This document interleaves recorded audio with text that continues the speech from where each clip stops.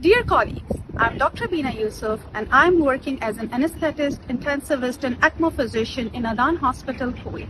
It's an honor for me to be the part of SWAAC ELSO Conference 2024, which will be held in Kuwait in the month of February. I will be leading an adult simulation ECMO workshop. Simulation is currently the growing and the diverse field in the medical profession. It will give a great opportunity to learn in a safe environment.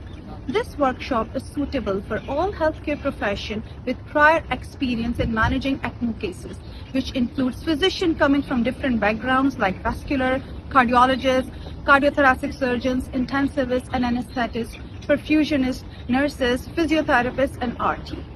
This will give an opportunity to learn different clinical management aspects of ECMO as well as non-clinical aspect of ECMO management like working in a multidisciplinary team, leadership and knowledge sharing. I'm really excited to host all of you in Kuwait. Thank you.